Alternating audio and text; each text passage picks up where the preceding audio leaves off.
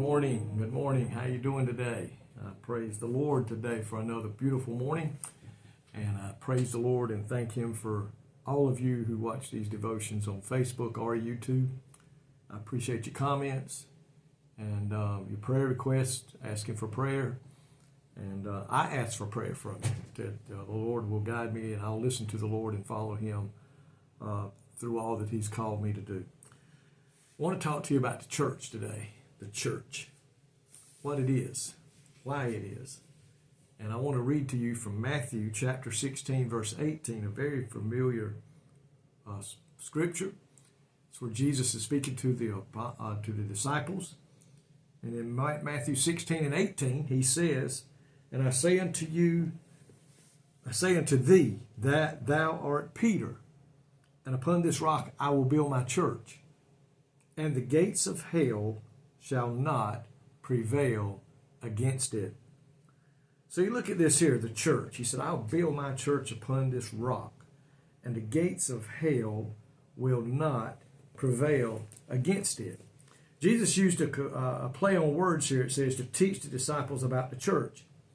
He used a small stone, a small word like a stone or a pebble that could be moved. But the word rock means it's an immovable foundation. The church cannot be moved. It can be beat on. It can be come against, by all kind of things in this world. There's been a lot of people said, we're going to get rid of the church, and they have failed and will continue to fail. In that statement, he said, the gates of hell shall not even prevail against it. So what is the church? The church is presented as the people of God. Yes, there's a lot of buildings, and we call them churches. That's what we call them. But it is not, the building is not really the church, and you know that. It's the people inside the church.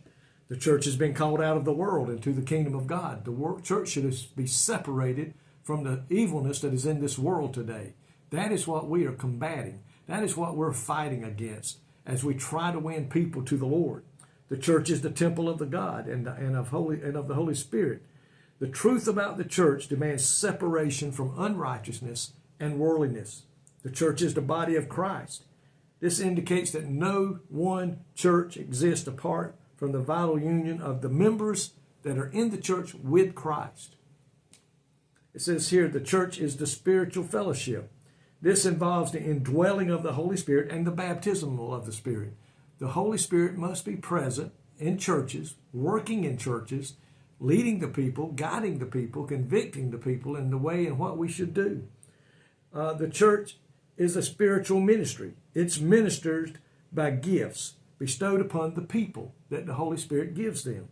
The church is an army of people involved in the spiritual conflict and fighting against by the sword and with the Spirit of God. Church, we're fighting a battle today against evilness and wickedness that is all throughout this world. The devil is doing everything he can to come against us, but the gates of hell shall not prevail. The church is a pillar and the ground of the truth, supporting the truth that God has revealed just as a foundation of the building, that supports a building.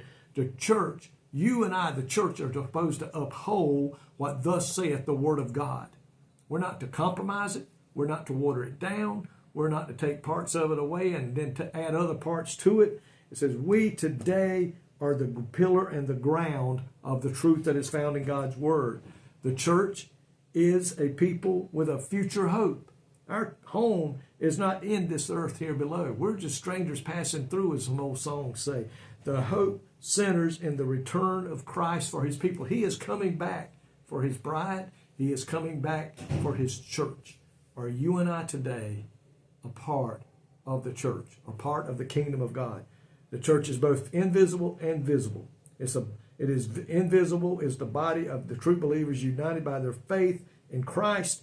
The visible church consists of the local congregations containing faithful overcomers, as well as those that profess to be Christ or Christians, a member of Christ's family. So today, are you a member of the church? And when I say that, are you a born-again believer, trusting in Christ, believing in God, believing in the return of God, not playing motions, not playing church, but living truly in the church? Or are you a part of the church today? If you're not, I challenge you to become a part of a Christian, Bible-believing church that you may believe in what they're preaching and to be the truth, because it is based upon the Word of God. And I pray today that is the kind of church that you attend. Lord, thank you today for all that you say, for all that you tell us in your Word. Help us to follow your Word, to believe in your Word. Holy Spirit, guide us in the way you would have us to go, that we may be the church that Christ wants upon the face of this earth. In Jesus' name I pray. Amen. Folks, I love you today. May God richly bless you. Be a part of the Church of God.